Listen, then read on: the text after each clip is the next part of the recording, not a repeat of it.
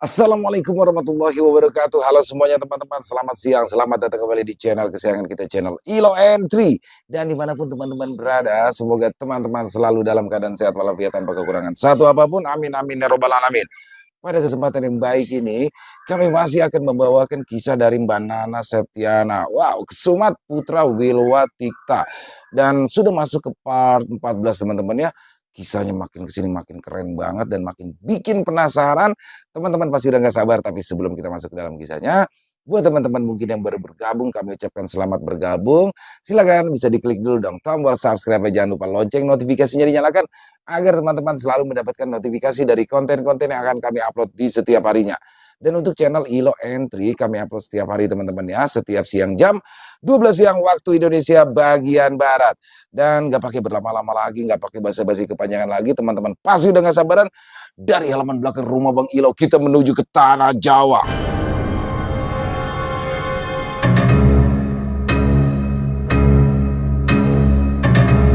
Pemerintahan zalim Adipati Mergolo Joyopati.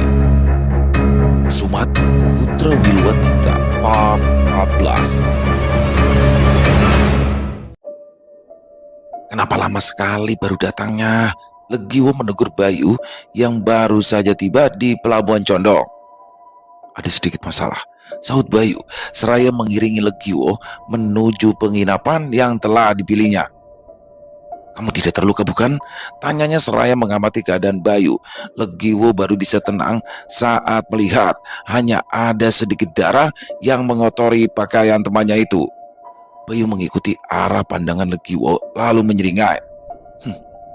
Ini hanya luka gores biasa, bukan luka ini yang membuatku bertahan lebih lama di sana.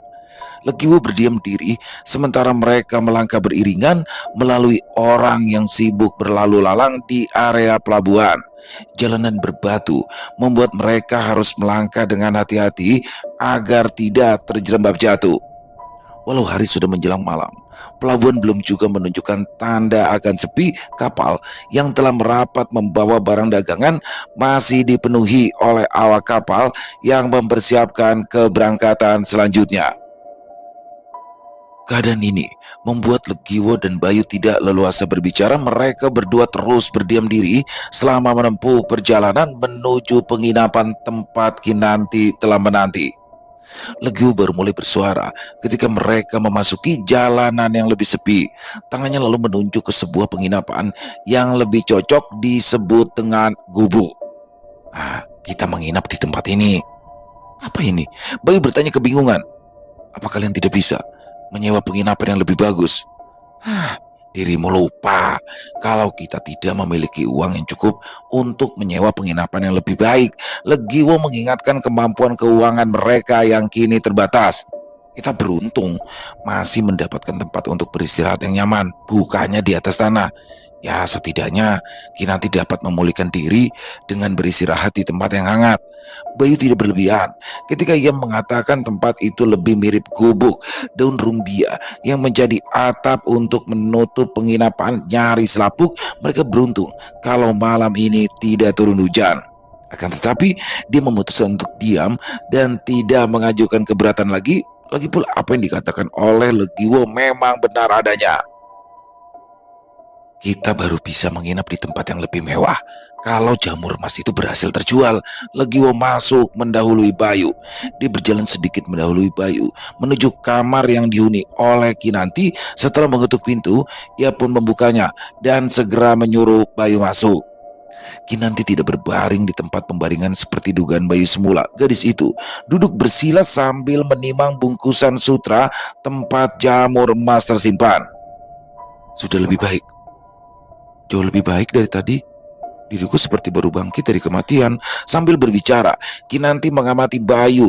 Tingkahnya sama persis dengan Legiwo ketika mereka bertemu di pelabuhan tadi. Bayu mengikuti arah pandangan Kinanti. Dia tersenyum masam karena menyadari darahnya kembali menjadi sumber rasa penasaran kedua temannya. Kau terluka saat kami melarikan diri? Tanyanya prihatin. Bayu mengangkat bahu, seakan kejadian itu sama sekali bukan masalah besar. Dia lalu melambai ke arah Legiwo, memintanya agar duduk dan mendengarkan cerita Bayu. Ada hal lain. Yang lebih penting untuk kalian dengarkan, Bayu duduk bersila dengan wajah serius. Teman-temannya pun memandang was-was. Apa itu? Tanya Legiwo penasaran. Kita tidak bisa terlalu lama tinggal di tempat ini. Kita harus segera pergi. Begitu Kinanti dapat bepergian jauh. Bayu pun lalu mulai menceritakan tentang petualangannya yang berlangsung singkat tetapi membawa dampak berbahaya untuk mereka bertiga. Ceritanya dimulai saat dia kabur dari kediaman Yuanzi lalu memutuskan untuk berjalan-jalan ke pasar setempat.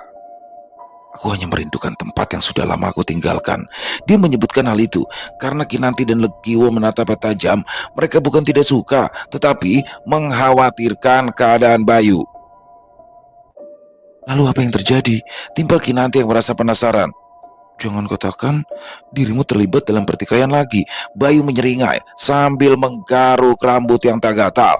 Walau Bayu tidak menjawab, tetapi Kinanti tahu pasti lelaki itu terlibat dalam masalah besar. Karena itu pula dia bertanya, dengan siapa memangnya kali ini kau berkelahi?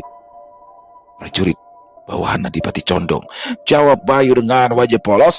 Legiwo langsung menghempaskan kepala sambil mengerang putus asa, sedangkan Kinanti memukul kepala Bayu seraya berteriak kesal. Kenapa sih dirimu selalu terlibat dalam masalah? Bukan aku yang memulai perkelahian itu. Bayu dengan mudah dapat menghindar dari pukulan Kinanti. Aku hanya sedang berdiri di pinggir jalan ketika rombongan prajurit melewati pasar. Tidak mungkin. Kamu pasti melakukan sesuatu demi menghindari Kinanti yang terus mengamuk. Bayu pun menceritakan dengan tergesa-gesa ketika prajurit itu mendadak menyerang dirinya. Tidak ada yang ditutup-tutupi, tidak ada pula yang dilebih-lebihkan, semua diceritakan apa adanya. Mulai dari keluhan para pedagang, rumor tentang kematian Senopati Wirasana dan mulut lancang salah satu pejalan kaki. Ya apa hubungan pejalan kaki itu denganmu? Legiwo yang bertanya kali ini. Tidak ada hubungan apa-apa. Kami hanya berdiri berdekatan karena kehabisan ruang akibat rombongan prajurit yang melewati jalan. Namun salah satu prajurit melihatku menenteng pedang. Pedang? Ya, pedang yang kurampas dari salah satu pengawal Yuanzi. Dikisahkan ketika prajurit menyerangnya karena enggan menyerahkan pedang tersebut. Ya lalu kenapa tidak kau serahkan saja pedang itu? Kalian pikir mereka tidak akan menyerangku kalau perintah mereka dituruti? Bayu balas melemparkan pertanyaan. Akhirnya akan sama saja. Para prajurit itu pasti tetap mencari alasan lain agar mereka bisa menangkapku. Legiwo dan Kinanti saling memandang. Diam-diam mereka setuju dengan apa yang dikatakan oleh Bayu. Pendapat Bayu memang benar. Para prajurit yang merasa berkuasa tentu akan mencari segala cara agar dapat mempermainkan orang dengan posisi di bawahnya. Jadi apa yang harus kita lakukan? Kemarin Kinanti kini sudah mulai surut. Dia mulai mencari jalan keluar. Tadinya aku berharap dapat menjual jamur emas ini untuk memperoleh beberapa koin emas. Kita bisa menjualnya di kota raja. Bayu ikut memandang bungkusan jamur emas tersebut. Lagi pula, kita tidak dapat menjualnya di sini. Para telik sandi yang dibayar oleh Yuanzi pasti dapat mencium jejaknya dengan mudah. Kita hanya akan tertangkap. Lalu, kapan kita akan berangkat? Tanya Legiwo yang merasa was-was. Secepatnya, putus Bayu. Namun, Kinanti menggeleng. Boleh beri aku waktu beberapa hari lagi? Kenapa kamu malah ingin menunda kepergian kita? Serga Legiwo penasaran. Aku penasaran. Apa yang membuat Paman Yuanzi dan Bibi Wang Zhao berniat membunuhku? Kinanti menyaut tenang. Semasa ayahku masih hidup, mereka selalu bersikap seperti layaknya saudara kandung. Ini akan berbahaya, Kinanti, tegur Bayu. Aku tahu. Karena itu, aku hanya meminta waktu beberapa hari untuk menyelidiki rahasia mereka. Kalau dalam kurun waktu tersebut aku tidak dapat mendapatkan informasi apapun, maka kita akan segera pergi. Legiwo memandang ke arah Bayu dengan sorot meminta pertimbangan. Bagaimanapun juga, dia merasa iba dengan permintaan yang diajukan oleh Kinanti. Akan tetapi, Legiwo juga takut jika mereka akan mendapat pembalasan dari prajurit Kadipaten kalau terlalu lama berada di tempat tersebut. Bayu mengangguk. Dia tidak memiliki pilihan lain selain menuruti keinginan Kinanti. Akan tetapi, kita harus bergerak secara diam-diam dan harus selalu waspada. Bukan hanya aku yang berada dalam bahaya. Kalau sampai Paman Merkolo Joyopati mengetahui keberadaanku, kalian juga akan berada dalam bahaya serupa. Mereka bertiga terus berunding mencari jalan terbaik untuk menyelidiki kejadian yang menimpa Kinanti. Tanpa mereka sadari, di luar sana para prajurit sibuk mencari lelaki dengan perawakan seperti Bayu. Bayu Aji dicari bukan hanya karena berani melawan perintah prajurit, akan tetapi juga karena rumor yang beredar tentang kematian Senopati Wirasana. Pedagang dari negara atas angin tampak gelisah. Sejak tadi siang, ia berjalan mondar-mandir di depan kediamannya. Beberapa orang pekerja berdiri dengan badan membungkuk di belakangnya. Wang Zhao mendecakkan lidah tidak sabar sementara mereka menunggu pengawal datang. Sesuai kesepakatan mereka, suami istri, rombongan Kinanti harus ditumpas sampai tuntas. Bukan hanya karena berani mengambil jamur emas milik Tuan Yuanzi, akan tetapi juga karena ada dendam yang terpendam pada orang tua Kinanti. Cheng Hao, ayah Kinanti, mengetahui rahasia besar yang disembunyikan oleh Yuanzi sehingga membuatnya tidak lagi merasa aman berada di negara Wilwatigta.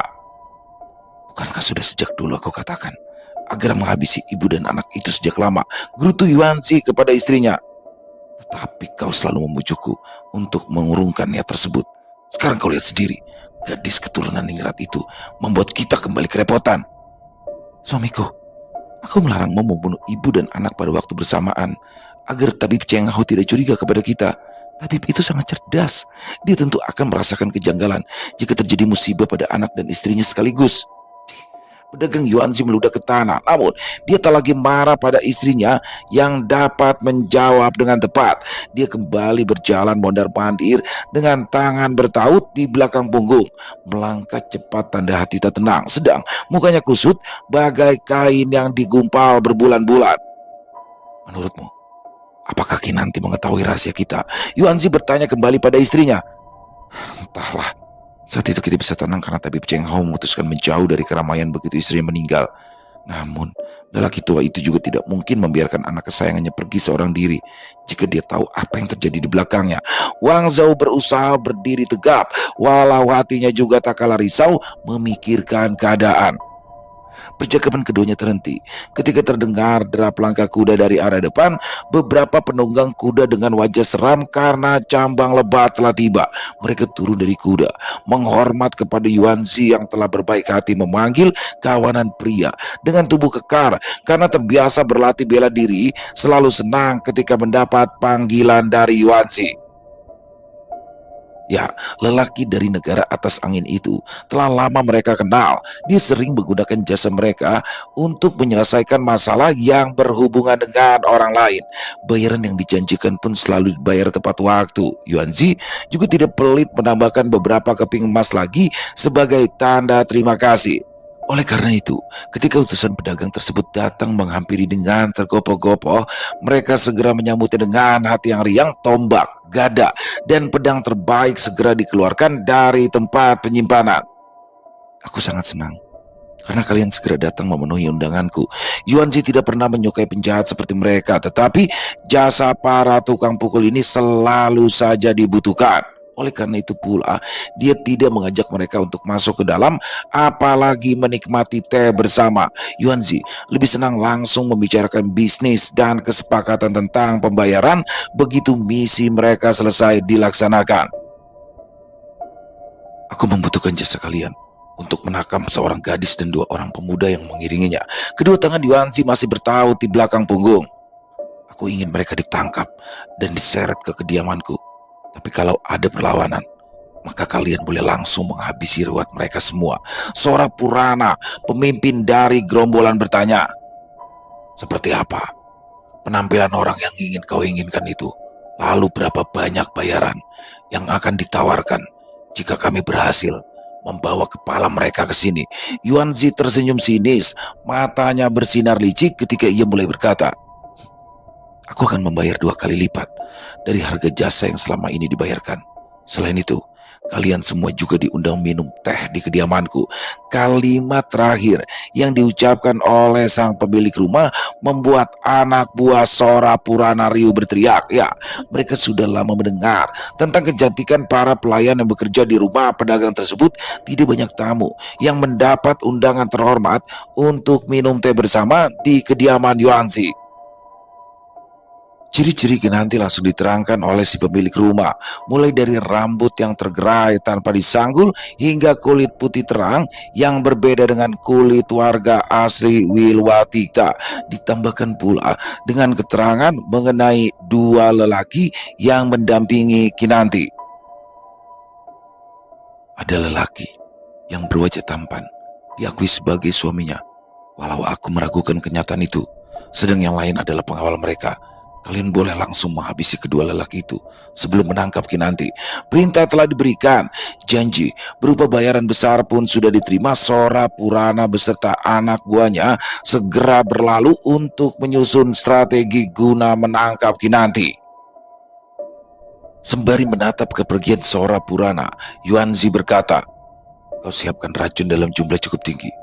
Jika mereka berhasil membawa Kinanti, maka bubuhkan racun tersebut pada teh yang akan diminum oleh gerombolan penjahat itu." Mereka dihabisi juga? Tentu. Tidak boleh ada jejak yang mengarahkan kecurigaan pada keluarga kita. Bahkan jika aku harus mengorbankan anak buah kesayanganku sekalipun. Suami istri saudagar dari negara atas angin itu bersiap masuk kembali ke dalam kediaman. Ketika Yuanzi mendadak berhenti, dia bertanya, "Apakah sudah memberikan racun pada Kinanti?" "Itulah yang kuherankan, suamiku. Aku turun tangan langsung saat membubuhkan racun pada makanan kecil yang diberikan kepada Kinanti. Akan tetapi, gadis bandel itu malah tertidur dengan nyenyak tanpa keracunan sama sekali." Yuanzi berbalik, matanya penuh kekhawatiran ketika ia memandang sang istri. Apa mungkin Kinanti memiliki kemampuan penyembuhan sama seperti ayahnya? Aku masih tidak yakin kalau ini adalah keputusan yang tepat, Legiwo berkata ketika Bayu mengajaknya berjalan-jalan mengelilingi kota Kadipaten. "Kalau tidak yakin, kenapa kau terus mengikutiku?" Bayu berjalan sambil berjalan terus. "Kinanti, dia yang menyuruhku untuk mengikutimu. Katanya, kau tidak bisa dibiarkan berjalan sendirian begitu saja." Legiwo setuju dengan pendapat Kinanti tersebut, dan karena itulah ia segera mengikuti Bayu kemanapun dia pergi. Bayu semakin membenamkan topi caping kepalanya. Dia bukan tak sadar kalau dirinya tengah dicari oleh banyak orang, bukan hanya karena kejadian kemarin sore di pasar, tetapi juga saudagar Yuanzi yang tidak akan tinggal diam. Namun, seharian mendekam di dalam kamar hanya akan membuatnya merasa tertekan, ditambah pula oleh Kinanti yang sedang berada dalam suasana hati yang buruk. Jadi, Bayu mengajukan diri untuk mencari informasi di kota Kadipaten tentang Yuanzi. Ada banyak keganjilan yang Bayu temui di kediaman tersebut. Seingat Bayu, tidak banyak pedagang yang memiliki gria seluas milik Yuanzi. Lelaki itu juga memiliki kehidupan yang lebih mewah daripada sang adipati. Aku tidak percaya kalau lelaki itu menjadi kaya raya hanya karena perdagangan biasa, cetus Bayu tiba-tiba. Legiwo yang tengah menimang-nimang kantung berisikan koin tembaga terkejut karena pernyataan Bayu barusan. "Apa maksudmu?" "Entahlah, mungkin aku hanya terlalu curiga. Semua gadis yang bekerja di kediaman Yuanzi terlihat sangat cantik, tetapi juga tertekan." Bayu menoleh ke arah Legiwo. "Mungkinkah Yuanzi merupakan bagian dari komplotan yang menjual para gadis?" Mulut Legiwo ternganga lebar. Kantung uang masih di tangannya. Ia terlalu terkejut sehingga tidak sadar ada tangan jahil yang mengambil kantung tersebut. "Hei, pencoleng!" Legiwo tergagap saat menyadari sisa harta mereka raib dalam sekejap mata. Tanpa menunggu reaksi dari Bayu, Legiwo langsung berlari menyusul si pencuri. Dia tidak ingin kehilangan uang yang sedianya akan digunakan untuk membeli makanan. "Hei, berhenti! Berhenti pencuri!" Legiwo terus saja berlari dan meninggalkan Bayu. Legiwo berlari cepat, langkahnya meliuk gesit di antara pelintas jalan lain walau hanya berlatih satu purnama lamanya. Di bawah bimbingan Resi Suko Gading, pelatihan tersebut terbukti sangat berguna. Kakinya menapak cepat di tanah, menerbangkan debu yang terinjak olehnya, membuat orang yang berdiri di dekat Legiwo terbatuk-batuk karena terhirup debu. Legiwo! Didengarnya dengan jelas teriakan Bayu, tetapi Legiwo terlanjur berlari jauh. Semua koin yang mereka miliki dibawa kabur oleh pencuri laknat tersebut. Mana mungkin dia bisa bersabar dan membiarkannya begitu saja. Perut yang kelaparan jauh lebih mengerikan dibandingkan amukan Kinanti ketika tahu dirinya bertingkat ledor. Hei, hati-hati! Gunakan matamu, jangan asal tabrak. Beberapa makian diterimanya ketika tanpa sengaja bersenggolan bahu dengan orang lain, namun Legiwo terus berlari. Bahkan seorang nenek memukul dengan sebatang tongkat panjang ketika keranjang bambu miliknya terjatuh karena Legiwo. Dia hanya meneriakkan maaf sambil terus mempercepat langkahnya. Pergi kemana pencuri itu? Napas Legiwo sedikit terengah-engah, tetapi kecepatannya berlari belum juga berkurang. Dia masih ingat sosok lelaki yang mencuri kantung koin saat dirinya lengah tadi. Meski wajahnya tak terlihat dengan jelas, tetapi Legiwo dapat melihat bahu yang tak terlalu lebar, kaki pendek, dan rambut berantakan yang diikat dengan selai kain lusuh. Walau berkaki pendek, pada kenyataannya dia bisa berlari lebih cepat daripada Legiwo. Mungkin karena medan di sini lebih dikuasai, sedang Legiwo hanya pendatang. Itu dia, teriak Legiwo pada dirinya sendiri. Dia sempat melihat pakaian berwarna abu-abu yang berkelebat di antara semak yang tumbuh tak beraturan. Legiwo melirik ke kiri dan ke kanan sebentar, tersadar bahwa dia kini tak lagi di pusat keramaian. Legiwo menggelengkan kepala, tak peduli di mana keberadaannya kini, asal bisa memperoleh kembali kantung koinnya, semua masalah akan beres kembali. Mudah saja baginya mencari jalan kembali ke pelabuhan. Kalau masalahnya teratasi dengan mudah, Legiwo pun berteriak sekali lagi, "Hei pencuri, berhenti!" Di luar dugaan Legiwo, si pencuri benar-benar berhenti. Langkahnya tampak goyah sesaat karena dibentak oleh Legiwo. Dia berbalik ke arah Legiwo, lalu kembali berlari, dan kini gerakannya semakin lebih cepat, nyaris membuat Legiwo kewalahan untuk mengejarnya. Sebuah bukit kecil ada di depan, didominasi warna hitam di beberapa bagian. Tampaknya api telah menghanguskan sebagian besar pepohonan yang tumbuh di bukit tersebut. Legiwo masih sempat memperhatikan keadaan sekitar sambil mengejar pencuri yang mulai melambatkan langkahnya. Pemandangan di sini bagus bukan? Orang yang dikejar Legiwo berhenti berlari. Gerakannya santai ketika membalikkan tubuh menghadap pengejarnya. Mulut Legiwo terbuka lebar ketika ia sadar jika pencoleng yang telah merebut kantung duitnya bukan lelaki seperti perkiraan semula, melainkan seorang perempuan dengan kening membusur dan mata tajam menusuk. Bukit ini dulunya sangat subur. Banyak pohon besar yang tumbuh di sini. Tetapi kebakaran setahun lalu telah melalap sebagian besar tanaman yang ada. Perempuan itu berbicara seraya melambaikan tangan ke segala penjuru. Dan sekarang, seperti yang kau lihat, hampir semuanya berubah menjadi arang. Alah, tidak ada urusannya denganku, sewot Legiwo. Apa yang terjadi pada bukit itu sama sekali tak ada kaitan dengannya. Ia lalu mengelurkan tangan. Kembalikan kantung uangku. Kalau aku tidak mau, pantang bagiku memukul perempuan. Jadi ayo cepat, kembalikan kantong itu. Jangan takut, aku akan membagi dua isinya denganmu. Legiwo maju, tangannya masih terulur ke depan.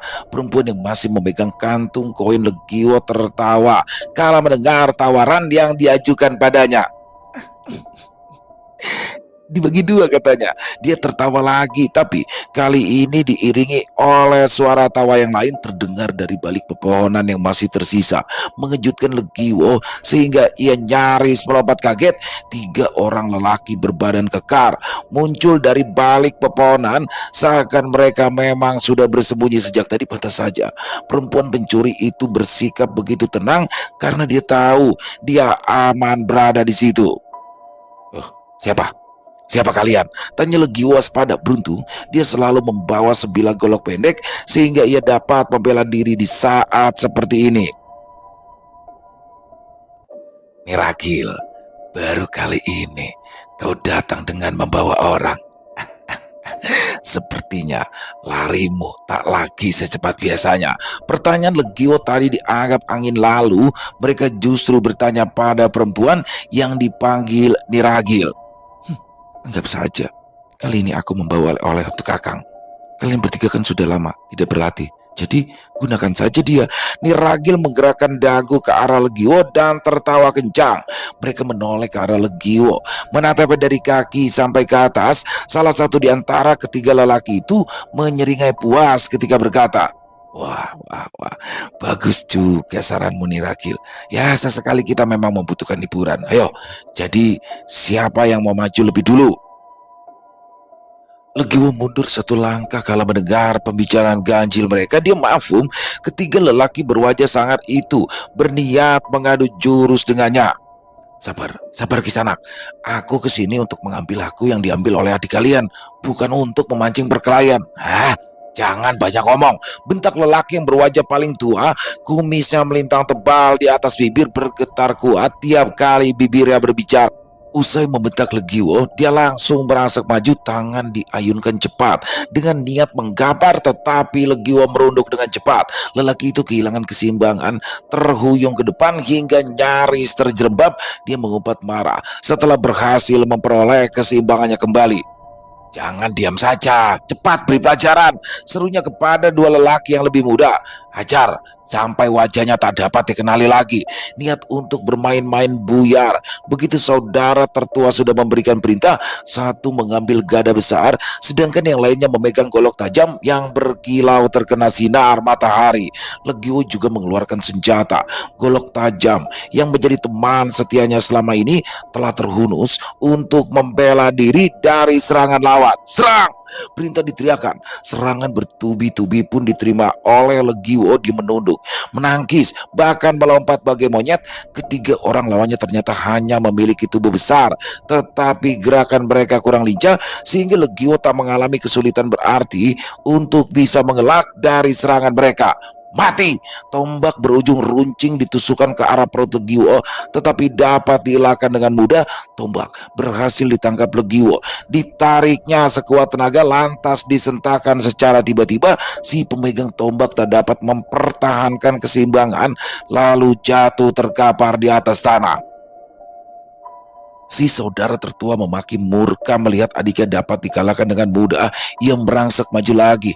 Tangannya terkepal membentuk tinju raksasa, lalu dihantamkan ke pelipis Legio. Gerakannya lambat.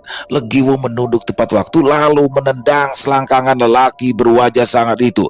Lengkingan kesakitan nyaring terdengar ketika lawannya berlutut seraya memegangi selangkangannya. Satu-satunya lawan yang tersisa sempat terperangkap kala melihat kedua saudaranya dapat dikalahkan dengan mudah. Ia mengayunkan golok, berniat memberikan pelajaran pada lelaki yang telah berani menyakiti kedua saudaranya. Legio melihat bahaya di depan mata. Goloknya pun segera digunakan.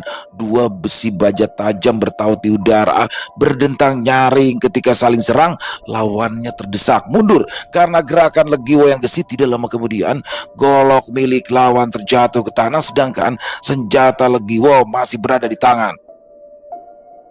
"Sudah kukatakan, aku itu kesini bukan berniat berkelahi, tapi hanya ingin mengambil uangku kembali." Legio rubuh ke depan. Ya, kepalanya berdarah karena dihantam batu besar yang dihantamkan oleh Niragil yang mengendap-endap di belakangnya. Legio membuka mata, tetapi ia tak dapat melihat dengan jelas. Berkas merah menghalangi pandangannya. Mungkin itu adalah tetesan darah yang telah mengering. Kepalanya terasa menyakitkan, seakan baru saja ditumbuk dengan batu yang besar. Bahkan mengernyitkan kening saja membuatnya nyaris mengerang kesakitan. Hidungnya dapat mencium aroma amis darah yang pekat. Cairan hangat mengalir ke dahi dan terus turun ke bawah, diiringi oleh rasa nyeri yang kian dengan terasa kuat. Dapat didengar suara perempuan yang tengah tertawa kecil. Tidak jauh dari tempat yang terkapar sekarang, perempuan tersebut menimpali kalimat yang diucapkan oleh orang lain, tetapi pembicaraan mereka tak terdengar jelas di telinga Legiwo. Tangan Legiwo bergerak pelan. Ujung-ujung jarinya berkedut sebentar. Ketika digerakkan, bebatuan kerikil menggores telapak tangan, tetapi tak dirasakan oleh Legiwo. Bahkan untuk merangkak saja, Legiwo harus menggerakkan seluruh tenaga yang tersisa. Seakan semua kekuatannya telah terkuras habis, sehingga dia kini hanya dapat bergerak dengan tujuan mempertahankan hidup semata. Tawan Niragil memudar ketika ia merasakan gerakan di belakangnya. Perempuan yang harusnya masih berusia belasan tahun itu menoleh ke arah Legiwo. Keras kepala, cemooh itu terdengar nyaring di telinga Legiwo, dibalas dengan tatapan tajam menusuk ke semua anggota pencuri yang berada di sana. Apa yang kau lihat? Lelaki memegang golok merangsek maju ke arah lawan yang dianggapnya menantang. Niragil menarik lengan sang kakak. Sudah, Kang. Sebentar lagi dia akan pingsan kembali karena kehabisan darah. Jangan buang-buang tenaga Kakang hanya untuk masalah sepele seperti itu. Kakang Niragil mendengus, tetapi tetap menuruti permintaan adik bungsunya. Ia pun kembali duduk di atas tonjolan batu bersama ketiga saudaranya. Akan kita apakan dia? Kakak ketiga Ragil bertanya pula. Dia sudah tahu tempat persembunyian kita.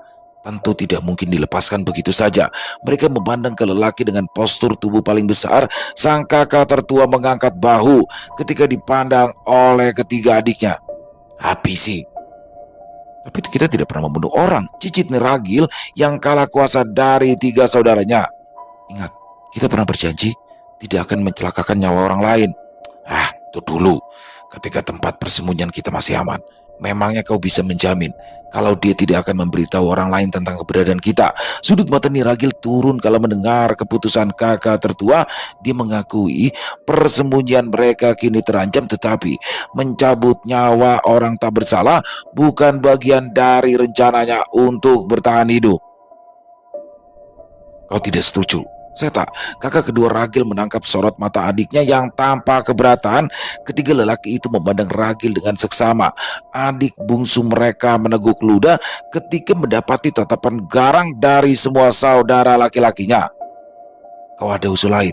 Tanya Seta kembali. Bagaimana kalau Kakang potong saja lidahnya? Niragil bertanya takut-takut. Dengan begitu, kita tidak perlu cemas kalau dia akan membocorkan rahasia tempat ini. Bagaimana kalau lidah kalian yang kupotong? Keempat pencoleng bersaudara itu terkejut setengah mati kala mendengar ada laki-laki lain yang berdiri di dekat mereka. Tubuhnya tinggi tegap, berbeda dengan tawanan yang telah mereka ikat kaki dan tangannya. Seta memandang ke arah tawanan mereka yang tadinya terbaring lemah di atas tanah berkerikil. Kain yang membeli tangan dan kakinya kini telah terlepas. Siapa Kisanak? Kita tidak saling mengenal, tidak pula punya urusan. Kakak tertua Ragil yang menjawab. Tampaknya saudara tertua dari gerombolan pencoleng itu pun dapat merasakan aura kelam dari tamu baru mereka. Suaranya terdengar sedikit lunak, tak sekasar saat bertemu orang lain. Aku yang harusnya bertanya, kenapa saudaraku kalian perlakukan seperti hewan peliharaan? Mereka menoleh gugup ke arah sang tawanan. Niragil bergegas mendekat ke lelaki yang ia lumpuhkan dengan batu besar. Dia saudara Kisanak. Lelaki di depan mereka tak bersuara, hanya kerutan kening yang menjawab pertanyaan perempuan bertubuh kecil itu. Niragil mengusap keningnya yang basah oleh keringat. Jangan salah paham Kisanak, saya tak berniat memperbaiki keadaan. Ia pun maju selangkah.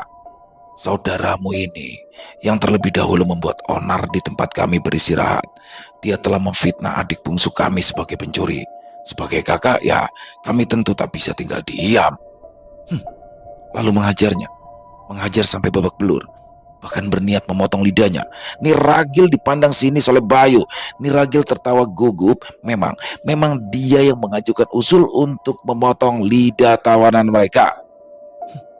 Agar dia tidak lagi memfitnah orang lain, Kisanak. Bayu tertawa sinis, jelas tidak percaya dengan semua omong kosong mereka. Bahkan dia berkata, rombongan pendusta. Semuanya pandai bersilat lidah untuk menyalahkan orang lain. Apa maksud Kisanak? Kakak tertua dari gerombolan itu langsung naik darah. Rasa segan yang tadi membuatnya sedikit bersikap sopan luntur seketika. Kepalan tinju yang tadi sempat merobohkan Legiwo kembali dilayangkan. Seluruh kekuatan dikerahkan untuk melumpuhkan lawan. Bayu menangkap tinju tersebut dengan satu tangan. Dipuntirnya tangan lelaki bertubuh tambun itu sehingga terdengar suara tulang yang patah. Krak! Kakak Niragil menjerit setinggi langit, melolong kesakitan karena tangan kanannya dipatahkan dengan begitu mudah. Kini lengan lelaki itu berjuntai dalam posisi ganjil. Ketiga dikit terperangah sesaat kala melihat keadaan kakak mereka. Golok tajam pun segera diayunkan bersamaan dengan tombak kayu milik Seta.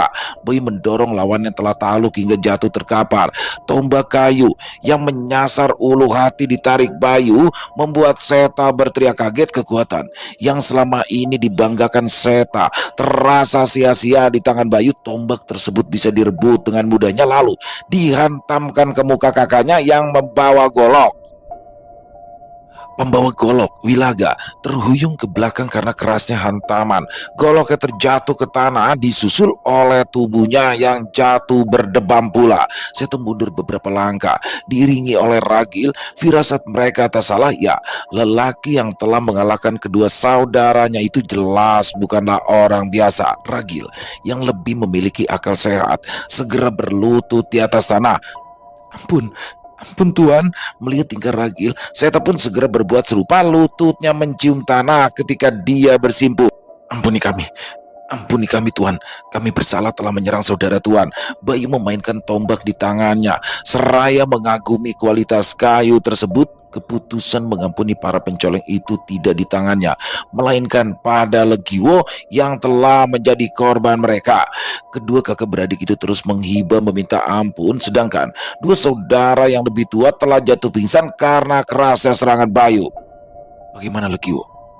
Apa kau akan mengampuni mereka? Tanya Bayu sambil terus memainkan tombak. Legiwo mengusap darah yang masih menetes walau tak lagi sederas tadi. Menurutmu apa yang harus kulakukan? Terserah padamu. Bukan aku yang babak belur karena diajar mereka. Bayu meringis kala melihat wajah temannya kotor oleh darah bercampur pasir. Kepalaku sakit sekali. Bagaimana kalau kepala mereka aku hantam dengan batu yang sama? Legiwo balas bertanya. Ya, di dekatnya tergeletak sebuah batu yang masih berlumuran darah. Ditinggalkan begitu saja oleh Niragil. Setelah melumpuhkannya, Niragil dan Seta kembali menghibah meminta ampun. Legiwo membuang batu di tangannya. Dia sudah berhasil memaksa dua bersaudara itu bersumpah tak mengulangi kejahatan yang sama. Siapa nama kalian? Tanya Legiwo. Kalian semua adalah saudara kandung. Dua kakak beradik yang masih sadar itu menunduk. Niragil menyenggol bahu kakaknya, meminta agar laki-laki yang lebih tua dari umurnya tersebut menjawab. Seta mengangkat kepala setelah Niragil menyenggol bahunya untuk kesekian kali. Saya Seta dan dia bernama Niragil. Kami berempat bukan saudara kandung, tetapi lebih dekat dibandingkan saudara kandung. Bagaimana mungkin kalian bukan saudara kandung tapi bisa lebih dekat daripada saudara kandung? Kepala Legiwo masih terasa sakit luka akibat hantaman batu berdenyut kuat tiap kali dia bergerak. Namun rasa penasaran membuat Legiwo bersikeras terus bertanya. Kali ini Niragil yang menjawab. Sejak kecil kami semua dibesarkan oleh Kakang Pilawa. Karena itulah hubungan kami sangat karib, rela terluka demi membela saudara. Bayu yang duduk di atas pohon tumbang menganggukkan kepala. Kuat dugaan bahwa mereka adalah anak terlantar yang telah kehilangan orang tua dan keluarga besar. Dugaan Bayu akhirnya dibenarkan oleh Seta. Baik Walaga, Seta maupun Niragil sama-sama tidak memiliki keluarga. Bukan karena penyakit, bukan pula karena perang yang memaksa sebagian kepala keluarga menjadi prajurit sukarelawan, melainkan karena kelaparan. Sehingga satu persatu anggota keluarga meninggal tak kuat menahan lapar. Tingginya pajak yang dibebankan oleh Adipati Mergolo Joyopati membuat rakyat miskin semakin miskin. Padi melimpah ruah di sawah yang digarap keluarga Wilaga, Seta, Ragil dan banyak lagi lainnya. Namun pihak Kadipaten merampas hampir seluruh hasil panen sehingga petani hanya bisa makan dengan umbi-umbian serta ikan yang bisa diperoleh kala tak bertani. Padi habis disita Kadipaten, sawah pun terlantar karena tak ada tenaga yang tersisa untuk mengelola. Kepala Duku bukannya berbelas kasih melihat nasib mereka, dia justru semakin menekan rakyat bagi yang tak sanggup membayar pajak. Padi, sawah, dan rumah lah yang menjadi pembayaran. Bayu duduk sambil menekan pelipis. Rasa pening yang biasa melanda tiap kali mendengar nasib para rakyat kembali mendera. Seakan dia juga bertanggung jawab sebab telah menelantarkan Kadipaten Condong, lalu membiarkannya berada di tangan Joyopati yang lalim. Mana lelaki yang bernama Pilawa? Tanya Legiwo untuk menggantikan Bayu yang tampak terpukul, yang tangannya patah, atau yang pingsan terkena pukulan temanku. Mendengar pertanyaan Legiwo, Niragil dan Seta Sontok terkejut. Mereka bergegas bangkit dari posisi berlutut dan bergegas menghampiri dua kakak yang terbaring kehilangan kesadaran di tengah hamparan kerikil yang menghitam. Kakang Pilawa, Seta menepuk-nepuk pipi lelaki bertubuh gempal yang telah mengangkatnya sebagai adik. Tubuh Pilawa panas, seakan terpapar sinar matahari walau kini sudah menjelang senja. Berbeda dengan Wilaga yang dapat dibangunkan dengan mudah, Niragil hanya perlu mengguncang tubuhnya beberapa kali kakak kedua itu langsung tersadar. Dia mengerang sambil memegangi hidung yang membengkak. Bukan hanya hidung, dahinya pun juga berhias benjolan sebesar telur itik. Wilaga mengumpat ketika menyadari dia kalah telak hanya dalam satu pukulan. Namun Niragil segera mencubit pinggangnya. Kenapa? Niragil mendesiskan rentetan kalimat. Tak terdengar jelas dari tempat Bayu dan Legiwo duduk, akan tetapi tampaknya teguran yang diberikan oleh si bungsu langsung dimengerti oleh Wilaga. Dia berlutut, meniru gerakan Niragil, meminta maaf, seraya berjanji tidak akan mengulangi perbuatan mereka. Legiwo mengangguk, menerima janji itu tanpa banyak suara. Sedangkan Seta, dia masih sibuk menyadarkan Pilawa, kakak tertuanya yang belum juga sadar walau Seta telah menggerakkan segala upaya. Mungkin dia tidak bisa menahan sakit tangannya yang patah sehingga pingsan dalam waktu selama ini, ujar Legiwo pada Bayu. Apa kamu yakin tangannya hanya patah, bukan diremukan tulangnya sampai berkeping-keping? Kau tadi bisa mendengar sendiri suara tulang yang patah, jawab Bayu dengan wajah datar. Kalau kuremukan, dia pasti sudah mati sejak tadi.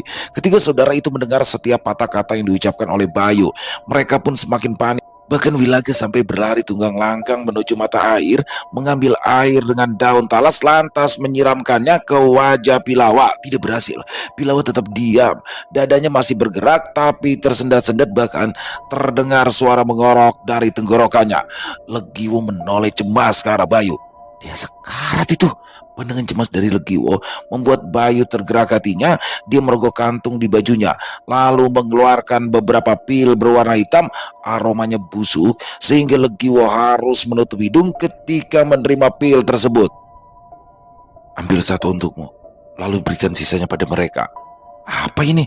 Dipandangnya baik-baik pil yang terlihat menjijikan. Hidungnya masih dijepit dengan tangan kiri. Obat dari Kinanti. Penjelasan pendek dari Bayu sudah lebih dari cukup untuk meyakinkan Legiwo nama Kinanti menjadi jaminan bahwa pil yang diberikan Bayu adalah obat yang manjur, bukannya racun. Tanpa pikir panjang, Legiwo langsung menenggak salah satu pil menyeringai karena rasanya yang sama mengerikan dengan baunya, tetapi ia tak mengeluh sama sekali. Ambillah, ujar Legiwo pada Wilaga yang masih mengamati mereka berdua dengan seksama. Ini obat, bukan racun. Kau lihat sendiri, aku masih hidup setelah meminumnya. Wilaga menerima pil itu dengan raut wajah ragu. Dia membawanya ke arah Pilawa, lantas menoleh pada Niragil dan Seta. Bagaimana? Kedua saudaranya sudah terlihat pasrah. Tidak ada pilihan lain bagi mereka. Pil itu akhirnya diselipkan ke bibir Pilawa, dibiarkan larut dalam mulutnya. Wilaga kembali menoleh kepada Bayu. Pandangannya tidak tetap, sesekali mengarah ke arah lain. Namun Bayu telah beberapa kali mendapatinya tengah mencuri pandang. Rangan mulai terdengar dari mulut Pirawa. Seta segera mendekatkan telinganya ke mulut sang kakak, lalu menarik nafas lega karena suara dengkuran tadi sudah tak lagi terdengar. Kelopak mata Pilawa bergerak sedikit demi sedikit sebelum akhirnya terbuka, walau tidak lebar, tetapi ketiga adiknya kini menjadi lebih tenang karena mendapati Pilawa yang telah sadar. "Minumkan lagi," ujar Bayu. Dia tahu pasti masih ada satu pil yang disimpan oleh Wilaga yang tidak diberikannya pada Pilawa. Perintah dari Bayu membuat Wilaga tak dapat berkutik. Gerakannya canggung ketika menyelipkan pil terakhir ke bibir Pilawa.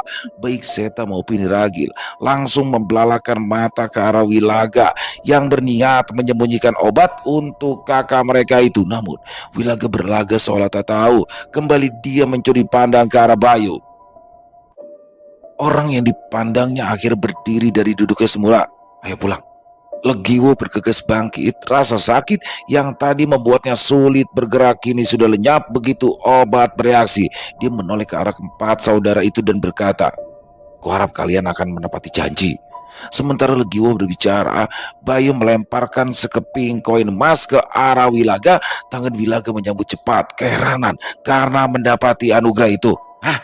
Kamu memiliki emas?" Legiwo berteriak kaget. Ya begitulah teman-teman, part 14 Kesumat Putra Wilwatikta. Waduh, makin seru aja makin kesini. Bagaimana Bayu Aji, Kinanti maupun Legiwo berhasil kabur ya dari kediaman Yuanzi, dan bagaimana di sini dia akhirnya bertemu dengan para prajurit Kadipaten dan hampir saja Bayu Aji memang terlalu sembrono ya. Dan alhamdulillah juga Kinanti sudah bisa lebih baik dari keadaan semula setelah dia memakai jamur emas untuk pengobatannya. Luar biasa sekali. Dan di sini Bayu Aji tuh kayak kangen sama kampung halamannya ya. Dia dulu biasa jalan ke pasar, dulu bandel nih Bayu Ajinya. Dia biasa keliling desa. Dan bagaimana dia melihat rakyat yang dimana dulu pada masa kepemimpinan ayahnya makmur dan sejahtera, tapi ketika ayahnya digulingkan oleh pamannya yaitu Adipati Mergolo Joyopati, rakyat berada di bawah garis kemiskinan ya teman-teman, diperas oleh Mergolo Joyopati dan benar-benar sulit kehidupan mereka saat itu. Disitulah bagaimana tergerak hati Bayu Aji dan semakin membara dendamnya untuk dia segera menghabisi pamannya Mergolo Joyopati. Makin keren kisahnya sekali lagi. Terima kasih kepada Mbak Nana Septiana atas kisah luar biasanya, dan semoga kisah barusan bisa menghibur teman-teman semua para pecinta penikmat horor misteri, lebih khususnya lagi kepada para subscriber dari channel Ilo Entry. Wow, diiringi dengan suara ketukan palu ya teman-teman, nggak masalah. Tapi buat teman-teman silakan yang punya komentar lain, yang punya pendapat lain bisa menuliskan di dalam kolom komentar, ataupun hanya sekedar saling menyapa. Insya Allah kami akan menjawab satu persatu. Buat teman-teman yang suka dengan videonya bisa diklik tombol like atau tombol jempolnya, boleh juga di share link videonya ke teman-teman yang lain agar juga ikut merasa terhibur. Buat teman-teman sekali lagi yang belum subscribe, ayo dong bisa diklik tombol subscribe-nya, jangan lupa lonceng notifikasinya dinyalakan agar teman-teman selalu mendapatkan notifikasi dari konten-konten yang akan kami upload di setiap harinya. Dan kami juga ingin mengucapkan terima kasih ya kepada seluruh teman-teman yang sudah selalu setia hadir, yang sudah selalu mendukung kami, karena teman-teman kami selalu bersemangat berkarya di setiap harinya. Di akhir kata saya Ila mengucapkan permohonan maaf apabila mungkin dalam pembawaan kisahnya ada kata-kata saya yang salah ataupun ada kata-kata saya mungkin yang kurang berkenan. Saya mohon dibukakan pintu maaf yang seluas-luasnya. Sampai berjumpa lagi di konten-konten kami selanjutnya besok jam 12. Jangan sampai ketinggalan part 15 saya Kesumat Putra Wilwatikta, masih di channel Ilo Entry dan masih bersama saya Ilo. Salam sehat, sukses, bahagia selalu untuk kita semua. Wassalamualaikum warahmatullahi wabarakatuh.